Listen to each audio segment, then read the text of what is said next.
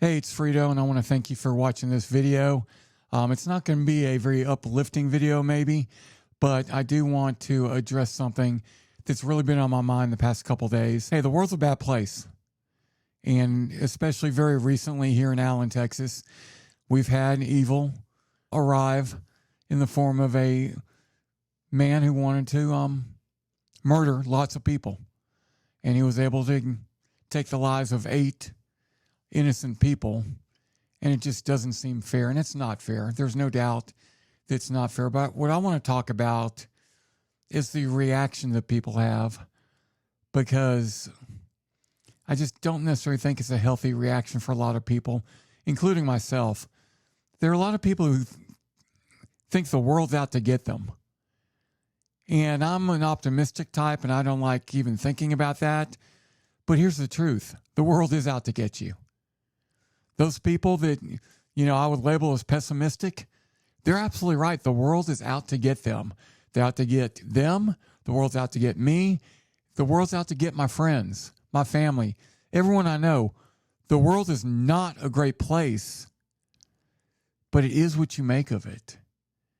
And I think that's the mistake a lot of us make. I think a lot of us are way too pessimistic in thinking the world's out to get us and every situation is awful. And I think a lot of other people, like myself, are a little bit too optimistic, thinking, hey, the world's a great place. It's not a great place.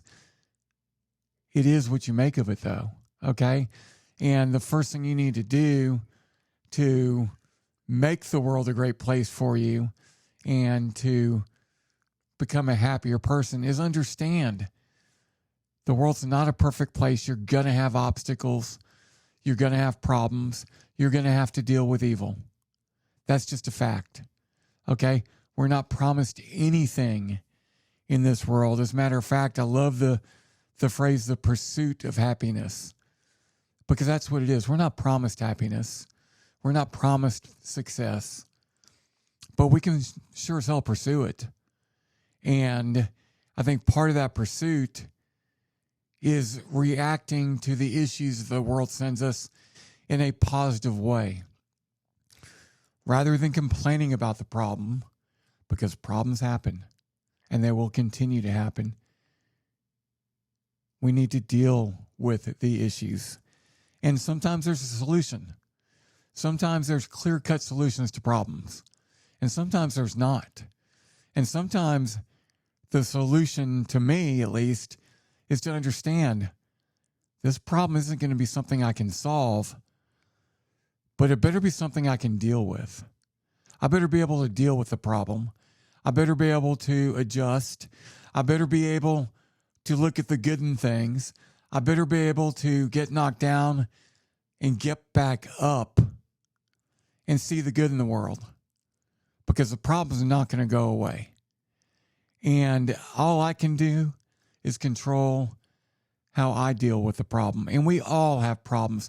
My problems are no more severe than your problems. Yours are no more severe than mine. We may treat them differently. Look, I was on a deathbed, literally a deathbed, for a couple months, where the doctors didn't know whether I was going to live or die.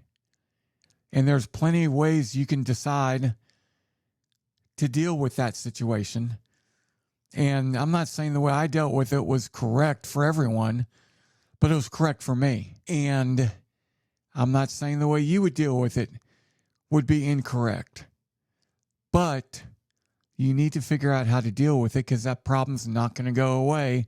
It's not something you can just, shoo off your plate, because it's not going to happen, okay? You've got to learn to deal with it. And you've got to learn that I'm going to try and make this as positive as possible. Whatever situation I have, whatever problem I have, I'm going to learn as much as I can from it and try to come out of it learning something and having as much of a positive impact on me as I possibly can. Because you know what? The same problem may happen again in a couple months. You can't guarantee problems away, but you can guarantee the way you handle those problems. It doesn't mean that you have to ignore the issues.